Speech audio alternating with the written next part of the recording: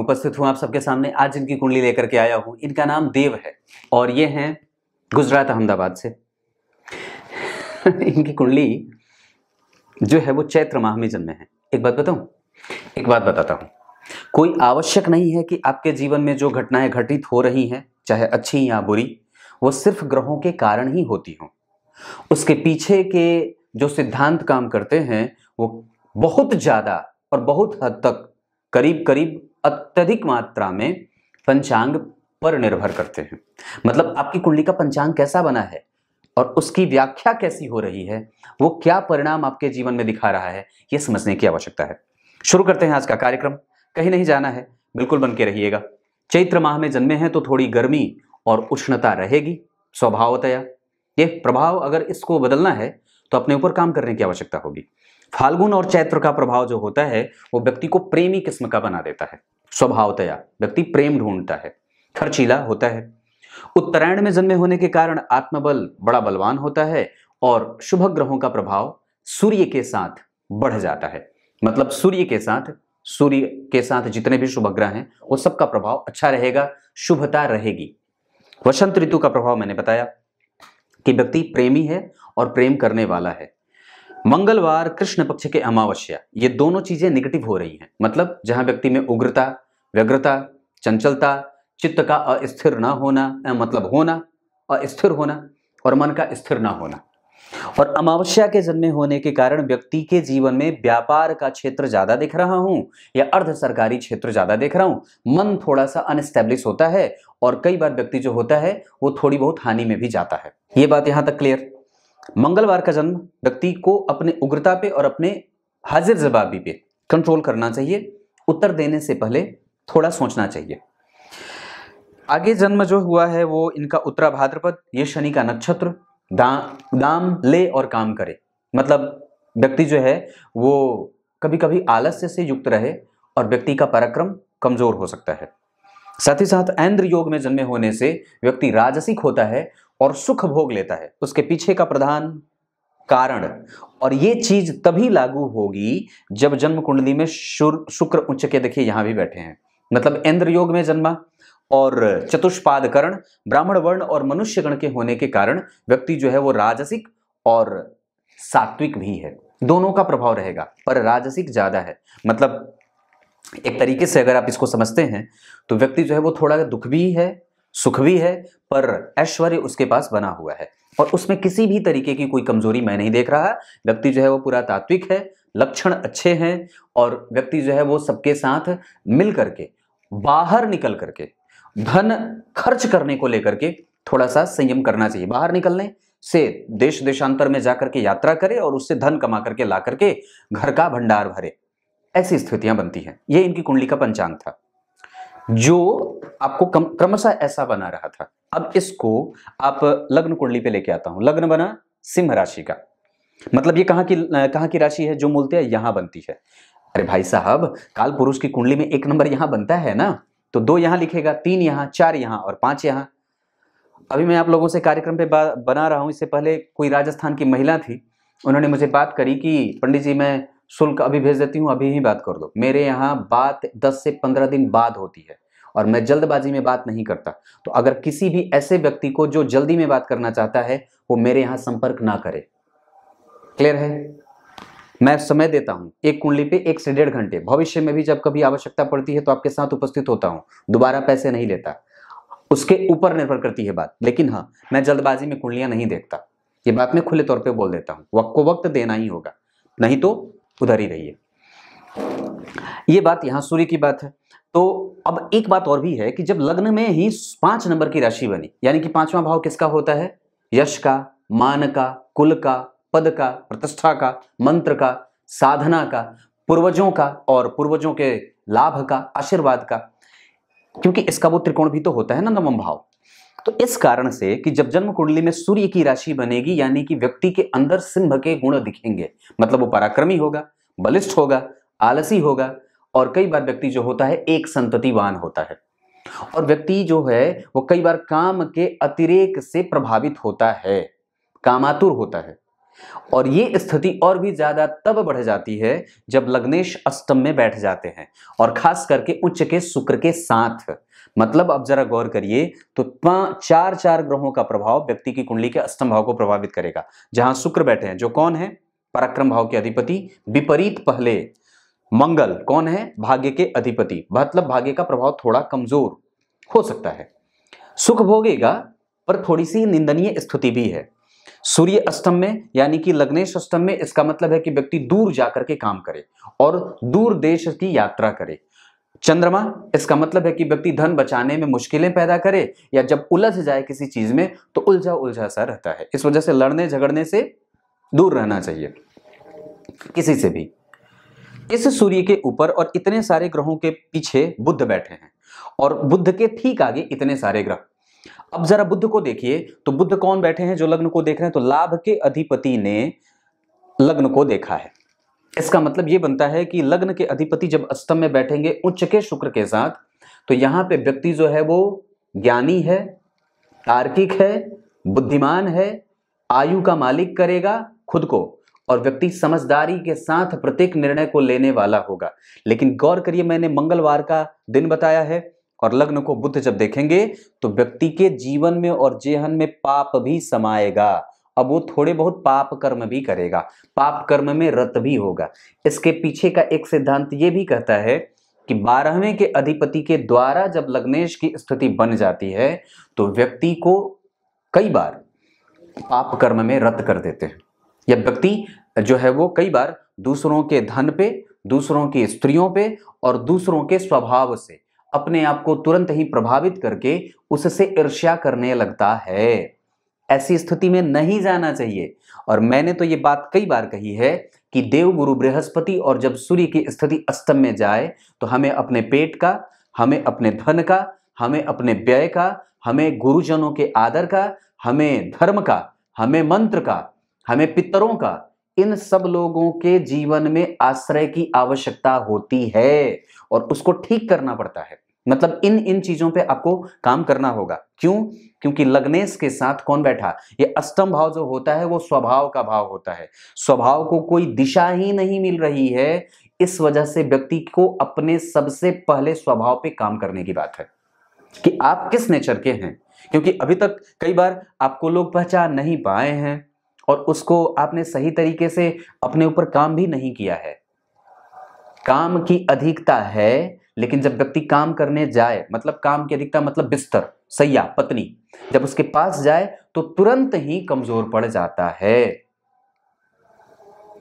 तो इस वजह से ये बात भी ध्यान रखने की होगी। अब एक बात बताता हूं, धन भाव के अधिपति का जन्म कुंडली के सप्तम में जाना व्यक्ति को अपना व्यापार भी करते देखा जाएगा। अगर व्यक्ति खुद का काम भी करे तो कोई जल्दबाजी नहीं होगी, क्योंकि सप्तम स्थान के जो कारक ग्रह होते हैं वो वस्तुतः शुक्र, और अगर देखें तो सप्तम स्थान में अति विशिष्ट कारक या जो दिग्बली ग्रह होते हैं वो शनि होते हैं। वो जन्म कुंडली में राहु के साथ उच्च के होकर के बैठे हैं, और यहाँ के कारक स्वतंत्र रूप से शुक्र वो भी उच्च के होकर के बैठे हैं। इसका मतलब है कि व्यक्ति व्यापारिक दृष्टिकोण वाला है। और मैंने क्या बात कही कि जब दशम स्थान में तुला के और वृषभ के शुक्र बैठे हों तो व्यक्ति को व्यापारिक दृष्टिकोण रख लेना चाहिए, या बहुत ज्यादा दिन तक सरकार से सहायता की जो है वो आशा नहीं रखनी चाहिए। ये ऐसी स्थिति बन रही है। शनि का उच्च का होना स्टेबिलिटी देगा, शनि का उच्च का होना व्यक्ति को पराक्रमी बनाएगा। पर एक बात जरूर कहूंगा, और वो क्या है, भाई बहन हैं पर उनके साथ तनाव के माहौल कई बार बन जाते हैं। ऐसा इसलिए वो हैं इसलिए क्योंकि शनि यहां उच्च के बैठे हैं। वो उनके साथ तनाव का माहौल, या अगर होंगे भी तो कई बार या नहीं भी होंगे, क्योंकि यहाँ के अधिपति उच्च के हैं अष्टम में। उनका सुख जरूर देख रहा हूं, कजन ब्रदर वगैरह भी हो सकते हैं, उनके भाई बहन हो सकते हैं, पर उनके साथ लंबी नहीं चलती है। इस वजह से व्यक्ति को इस बात पे भी फोकस करना चाहिए कि सबके साथ संबंध कैसे मतलब प्रिपेयर करना है, खुद को कैसे जो है वो किस स्वभाव में ढाला जाए कि सब आपके मित्र आजीवन बने रहे। यहाँ पे चंद्रमा का बैठना, यहाँ सूर्य का बैठना, मंगल का बैठना, शुक्र का बैठना, और वहां पे क्रमशः अगर देखें तो डिग्री में शुक्र 28 डिग्री के अस्त हो जाएंगे, क्योंकि सूर्य जो है वो 25 डिग्री के हैं। उसके बाद आपकी कुंडली में जो मंगल बैठे हैं वो 27 डिग्री के हैं, और सूर्य 25 डिग्री के, मंगल भी अस्त हो जाएंगे।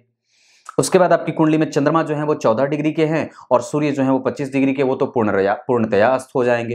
यानी कि सारे के सारे ग्रह वहां के तीनों अस्त हो रहे हैं, शुक्र, मंगल और चंद्रमा। इसका मतलब क्या होता है? इसका सीधा सा मतलब होता है कि व्यक्ति को काम करने की आवश्यकता है, बाजार और बाजारू नहीं बनना है और ना ही खुद को व्यापारिक बहुत ज्यादा बनाना है। सिर्फ व्यापार करना है, बनाना नहीं है।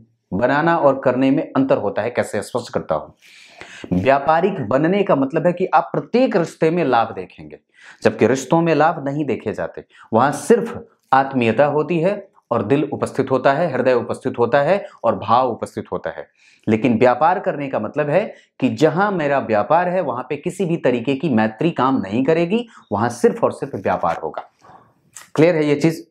इसको समझना है। और यही इसीलिए कुंडली दिखाने की आवश्यकता है कि आपको किन किन चीजों में सुधार करने की आवश्यकता है। वस्तुतः आपकी कुंडली में द्वितीय भाव, सप्तम भाव के, दशम भाव के अधिपति उच्च के होकर के, और यहां पे गौर करिए तो गुरु और चंद्रमा एक दूसरे से तृतीय एकादशवें में है। और ध्यान से, तो बुध जो बैठे हैं वो जन्म कुंडली में पूर्वा भाद्रपद के बैठे हैं, और यहां पे तीनों ग्रह अस्त हो गए। यानी कि शुक्र अस्त हो गए जो कि पराक्रमेश अस्त हो गए, लेकिन मंगल भी अस्त है, पराक्रम का कारक भी अस्त, और साथ ही साथ दाम्पत्य का कारक भी अस्त हो गया, पराक्रम का कारक भी अस्त हो गया। चंद्रमा मानसिक शांति के कारक, वो 12वें भाव के अधिपति व्यय को कंट्रोल नहीं करेंगे, इस वजह से व्यक्ति जो है वो हमेशा व्यय में उलझा रहे। तो इस बात पे भी आपको काम करने की आवश्यकता होगी।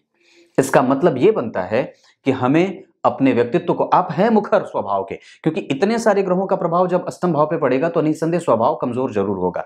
लेकिन चंद्रमा की दशा, व्यक्ति की कुंडली में मंगल की दशा, व्यक्ति की कुंडली में गुरु की दशा, व्यक्ति की कुंडली में जो है वो बुध की दशा, ये सारी दशाएं अच्छी भी जाएंगी, मतलब कमजोर नहीं है, दशाएं कमजोर नहीं जाएंगी। सूर्य की दशा अच्छी जाएगी, मंगल की दशा अच्छी जाएगी, गुरु की दशा अच्छी जाएगी, शुक्र की दशा भी अच्छी जाएगी, बुध की दशा भी अच्छी जाएगी। दशाएं कोई भी कमजोर नहीं जाएंगी। पर हां, निसंदेह इसका निरंतरता से थोड़ा थोड़ा प्रभाव आपके प्रभाव को कमजोर भी कर सकता है। सूर्य अष्टम में जाएंगे तो हाथ में आई हुई चीज कई बार फिसल जाए, जैसे सरकारी नौकरी, कम कम अंकों पे व्यक्ति छटता रहता है। दूसरे नंबर पर शुक्र जब अष्टम में उच्च के हो जाएंगे तो व्यक्ति का आध्यात्मिक पक्ष बड़ा मजबूत हो जाता है, व्यक्ति बहुत ही ज्यादा सोचने वाला हो जाता है। जिस बात पे जितनी दिमाग की आवश्यकता है उतना ही लगाना चाहिए, या नहीं तो व्यक्ति रिसर्च के क्षेत्र में आगे बढ़ जाए, कुछ नया दे दे समाज को। क्योंकि मंगल की दृष्टि जो है वो बुध की राशि पे पड़ रही है, व्यक्ति जो होता है वो विश्वविख्यात भी हो जाता है और कुछ ऐसा खोज लेता है जिसको समाज की अत्यधिक आवश्यकता है। आपका दिमाग इस क्षेत्र में भी काम कर सकता है, आप ये भी कर सकते हैं। हमें हमारे पुत्र पुत्रियों की कुंडली इसलिए दिखाने की आवश्यकता है बिना जल्दबाजी के। मैं तो प्राय ये बात जो मैंने बीच में कही थी कि जो जल्दबाजी में दिखाना चाहते हैं वो मेरे यहां ना आए, क्योंकि मुझे क्रोध आ जाता। आप अपनी कुंडली को भी वक्त नहीं दे रहे तो किसे देंगे? खुद तो जल्दबाजी में जिए जा रहे हैं, कुंडली को तो बैठ के 1 घंटे का समझ लो वक्त दे करके, है कि नहीं बात? इस वजह से तो केतु का अब यहां पे चर्चा, थोड़ा प्रभाव देख लेते हैं। केतु जो है वो जन्म कुंडली में मेष के, इसका मतलब है कि व्यक्ति किम कर्तव्य विमूढ़ता की स्थिति को भी प्राप्त करेगा, क्योंकि केतु के पास तो धड़ है नहीं, अब वो देख नहीं सकता। इस वजह से भाग्य को एक अच्छी दिशा मिली है, वो अनुभवी जरूर है, उसके पास अनुभव बहुत बढ़िया है, क्योंकि शुक्र वस्तुतः अनुभव के कारक होते हैं। और नवग्रहों में सबसे ज्यादा जिस ग्रह के पास अनुभव होता है वो शुक्र नहीं होते, वो केतु होते हैं। अनुभव के कारक जो हैं वो शुक्र हैं, लेकिन अनुभवी सबसे ज्यादा केतु होते हैं। इस वजह से, क्योंकि मंगल और गुरु दोनों से वो प्रभावित होते हैं और स्वतंत्र रूप से वो राहु से भी प्रभावित होते हैं।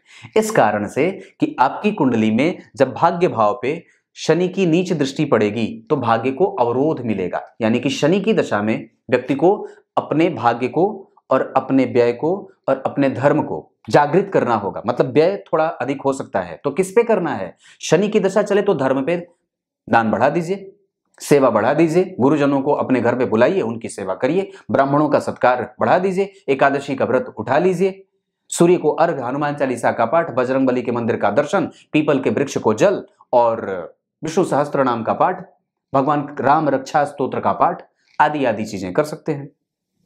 और एक बात और भी है, बताऊं, मैंने दरअसल जितने लोगों से फोन पे बात करी है उसमें ये बात देखी कि लोग ये कहते हैं कि पंडित जी आप जो उपाय बताते हो कार्यक्रम में वो मैं करता हूं और लोगों को अच्छा भी लग रहा है, तो ये भी एक अच्छी बात है। वस्तुतः इस कुंडली में गुरु का प्रभाव धन भाव पे, जो सामान्य है धन के लिए, क्योंकि धन भाव इस कुंडली के लिए जो पंचम भाव के अधिपति होते हैं वो जन्म कुंडली में गुरु योग कारक स्थिति बना रहे हैं और सिंह लग्न की कुंडली के लिए गुरु कारक भी होते हैं और जिस पे किसी भी पाप ग्रह का कोई प्रभाव नहीं है। इसका मतलब ये होता है कि वो गुरु व्यक्ति को अच्छे नेचर वाला बनाएंगे और व्यापार में सहयोग ज्यादा करेंगे। गुरु की 7वीं दृष्टि सुख समृद्धि संतान और यश कीर्ति मान सम्मान वगैरह की स्थिति और चल अचल संपत्ति में सहयोग कर सकते हैं। इसका मतलब है कि गुरु और गुरु में मंगल की जब दशा अंतरदशा आए तो व्यक्ति इन सब चीजों के लिए प्रयास कर सकता है। व्यापार संतान विवाह नया व्यवसाय घर जमीन जायदाद खरीदना गाड़ी खरीदना ये सब काम कर सकता है। गुरु की 9वीं दृष्टि यहां पड़ेगी जो नीच की है। उलझने की बात नहीं है और उलझना नहीं है, अपने व्यय को नियंत्रित रखना है। इस भाव से चतुर्थस्थ शनि राहु बैठे हैं, देने से बचना है किसी को भी, क्योंकि आपकी कुंडली में मंगल अस्त हैं और मंगल का प्रभाव ठीक नहीं होता है। इस कुंडली के लिए तो मंगल बड़े अच्छे होते हैं, अगर वो अच्छे बन जाते तो बड़ी अच्छी बात हो जाती, पर वो बन नहीं रहे।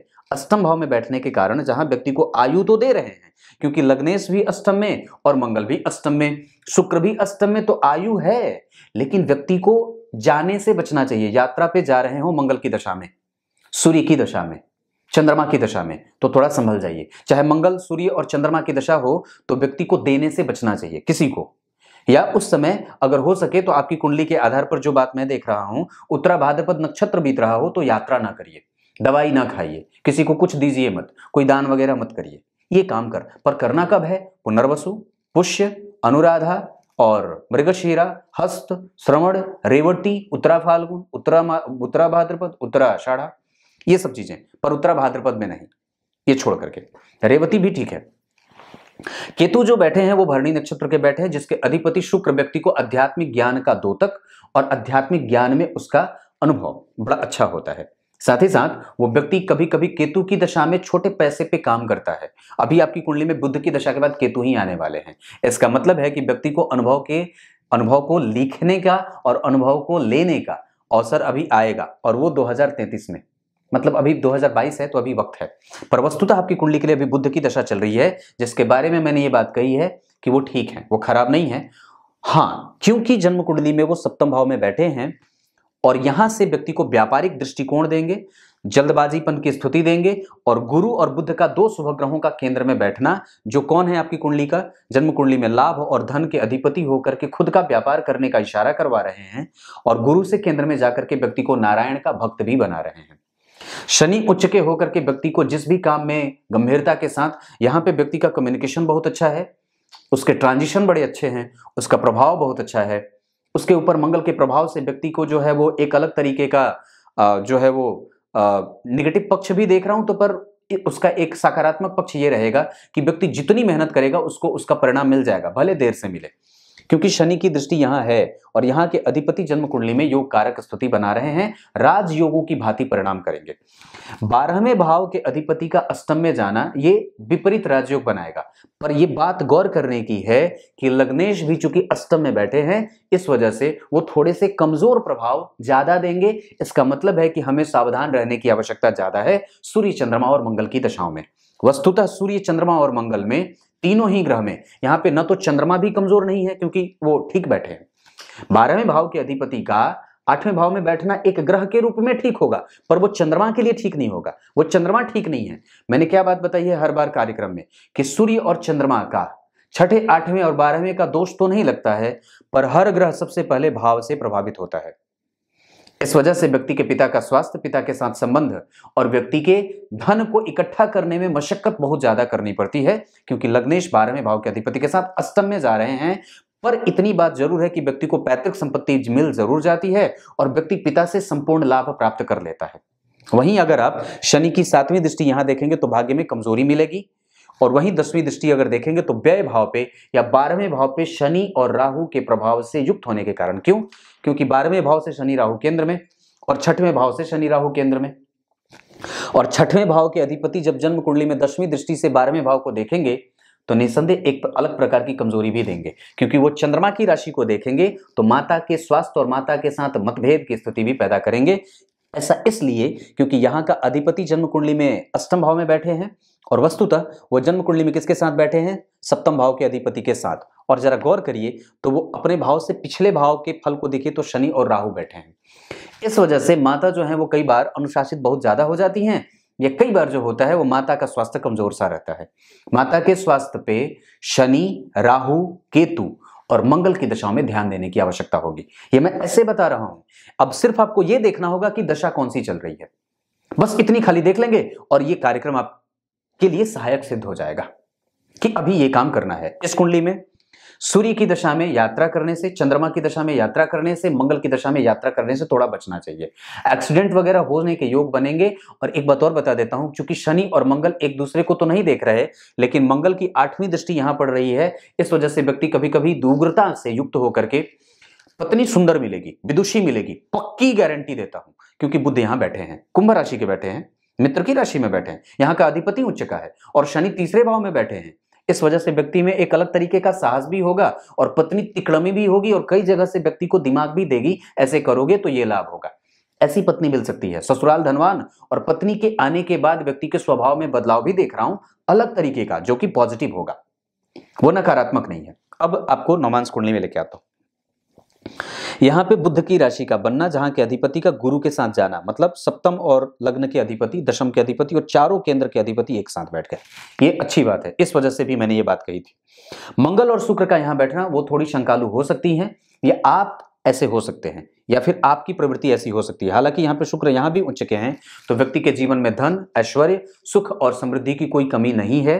लेकिन ये मंगल के साथ बैठे हैं जहां नीच के चंद्रमा बैठे हैं, यानी कि तृतीय भाव के अधिपति, और यहाँ पे नीच के चंद्रमा व्यक्ति को कई बार इस बात के लिए मजबूर करेंगे कि एक अच्छे दाम्पत्य को निभाने के लिए कुंडली मिलाकर के विवाह करा जाए, नहीं तो व्यक्ति कई बार लुंज पुंज हो जाता है, बहुत अच्छे तरीके से उसका ध्यान दाम्पत्य पे नहीं जाता है, या उसको वक्त कम देता है, या जितना वक्त देना चाहिए उतना वो नहीं दे पाता है। क्लियर है ये बात? वस्तुतः आपकी कुंडली में ये बहुत अच्छी बात है, खराब नहीं है, क्योंकि गुरु का प्रभाव यहाँ है तो समतुल्यता बनी रहेगी। गुरु का प्रभाव यहाँ है तो सुख, समृद्धि, संतान वगैरह की स्थिति कमजोर नहीं है। और गुरु आपको व्यापार करने का ज्यादा प्रभाव, क्योंकि गुरु यहां भी और यहां भी वर्गोत्तम होकर के बैठे हैं। शुक्र जन्म कुंडली में यहां राशि से और यहां भी राशि से वर्गोत्तम, इस वजह से अच्छी बात है। शुक्र और मंगल यहां भी साथ में बैठे हैं, यहां भी शुक्र और मंगल एक साथ बैठे हैं, ये सबसे अच्छी बात है। दो शुभ ग्रहों का एक साथ आना, एक तीसरा शुभ ग्रह उच्च का, ये और भी ज्यादा अच्छी बात है। इसका मतलब है कि ग्रह की स्थिति में शुक्र, बुध और मंगल ये आपके लिए पॉजिटिव और आपके पक्ष में निर्णय करते देखे जा रहे हैं। बुध की दशा खराब नहीं है, सूर्य की दशा भी खराब नहीं है, और चंद्रमा की दशा भी खराब नहीं है। दशा कमजोर किसकी जा सकती है? शनि, मंगल, राहु, केतु में शनि की दशा भी बहुत ज्यादा खराब ना होकर के थोड़े बहुत मारक प्रभाव देंगे, राहु के साथ बैठे हैं इस वजह से। शनि और चंद्रमा का यहां बैठना, धन बचाने में मशक्कत व्यक्ति को करनी पड़ेगी, इस वजह से खुद के नाम पे और खुद के बल पे धन बचाने से ज्यादा बेहतर है कि व्यक्ति अपने पिता या व्यक्ति अपने माता, इनके नाम पे भी धन इकट्ठा कर सकता है, वस्तुतः पिता के नाम पे ज्यादा। यहां पे अगर देखता हूं तो बुध और केतु का बैठना, यहां भी बुध का बैठना, यहां भी बुध का प्रभाव यहां भी है, यहां भी है। व्यापार ज्यादा श्रेष्ठ साबित हो रहा है। मंगल और शुक्र का यहां पे बैठना और कुंभ लग्न की कुंडली का बनना, लग्नेश का जन्म कुंडली में धन भाव में जाना, परंतु नीचाभिलाषी होना और यहाँ के अधिपति का जन्म कुंडली में सप्तम में जाना, यहाँ भी मंगल और शुक्र का एक साथ बैठना व्यक्ति कई बार कॉस्मेटिक और स्त्रियों से संबंधित, सौंदर्य से संबंधित, होटल और रेस्टोरेंट, और कई बार व्यक्ति जो होता है वो ऑर्गेनाइजर हो जाता है या मैनेजमेंट का मालिक हो जाता है। MBA वगैरह करके भी व्यक्ति, उच्च शिक्षा का क्षेत्र इनकी कुंडली में अच्छा देख रहा हूं, पर वो मेहनत के साथ होगा, मतलब इतनी आसान वाली स्थिति नहीं है। पंचम भाव के अधिपति का दशम में जाना ये एक अच्छी बात है। इस कुंडली में अच्छी बात ढूंढते हैं क्या है? गुरु का यहाँ बैठना, पर अकेले हैं इस वजह से थोड़ी कमजोरी, क्योंकि जिस भाव में बैठे हैं उस भाव का अधिपति अष्टम में, इस वजह से ये ठीक नहीं होता। पर लग्न के अधिपति का दशम भाव के अधिपति के साथ और भाग्य भाव के अधिपति के साथ और 12वें भाव के अधिपति के साथ जाना, ये कई बार इन सभी चीजों को कमजोर, पर वहां पे उतने सारे ग्रहों में से सबसे ज्यादा जो ग्रह वहां पे बढ़िया बैठा रहेगा वो आपकी कुंडली में मंगल है। अस्त होने के बावजूद अष्टम भाव में मंगल जो होते हैं वो अच्छे परिणाम देते देखे गए हैं, पर कई बार दुष्टता ज्यादा कर देते हैं। अगर वो कारक नहीं है तो और भी ज्यादा, पर इस कुंडली में वो कारक होते हैं तो ना चाहते हुए भी उनको अच्छा परिणाम देना होगा, क्योंकि लग्नेश उनको बल देगा। जो कमजोरी उनको अस्त होने से मिल रही है, इसका मतलब है कि व्यक्ति ऐसा नहीं है कि पराक्रमी नहीं होगा, ऐसा नहीं है कि उसके पास ऊर्जा की कमी होगी, ऐसा बिल्कुल भी नहीं है। व्यक्ति को मंगलवार के दिन शिव जी को दही अर्पित करना चाहिए, दीपक जला करके घर से यात्रा करने के लिए निकलना चाहिए, अपने पितरों को हमेशा ही याद करते रहना चाहिए। पूर्वजों को पूर्वजों के आशीर्वाद को प्राप्त करने के लिए व्यक्ति को हमेशा उन्हें प्रणाम करते रहना चाहिए। पीपल के वृक्ष में हमारे पूर्वज वास करते हैं क्योंकि वो स्वयं नारायण से आते हैं और नारायण को ही चले जाते हैं। इस वजह से पीपल के वृक्ष की परिक्रमा कभी कभी जाकर के कर लेना चाहिए। ये स्थिति आपकी कुंडली में बनती है। अब क्या बताऊं, सूर्य, मंगल और शुक्र ये आपको भक्ति की तरफ ज्यादा लेके जा रहे हैं और बुद्धिमान भी बना रहे हैं। लेखन क्षमता, सोचने की क्षमता और अन्वेषण करता व्यक्ति बहुत बढ़िया हो सकता है। शनि के उच्च के होने के कारण और नवांश कुंडली में वही शनि जो है वो जन्म कुंडली में स्वग्रही हो रहे हैं सूर्य के साथ। इसका मतलब यह होता है कि व्यक्ति की कुंडली में विवाह के बाद भी धन की स्थिति कभी कमजोर नहीं होगी और परम विदुषी व्यक्ति संतति के साथ साथ श्रेष्ठ पत्नी को पाने वाला होता है। अगर विवाह वगैरह करना हो तो आपकी कुंडली के आधार पर मीन राशि की जातिकाएं, कुंभ राशि की जातिकाएं, मेष राशि, मिथुन राशि और धनु राशि श्रेष्ठ साबित होगा। इस कुंडली के लिए 3 तारीख अच्छी होगी। इस कुंडली के लिए धनु और मेष राशियां अच्छी साबित हो सकती हैं। दिशा पूर्व, दिन रविवार, रंग पीला और गेरुआ बहुत अच्छा है। क्लियर है? कुछ इसी तरीके से आज के कार्यक्रम का समापन करते हैं। आपकी आवश्यकता की लगभग चीजें मैंने बता रखी हैं। अगर कुछ पूछना होगा निसंदेह मुझे याद करिएगा। तब तक के लिए बहुत बहुत नमस्कार।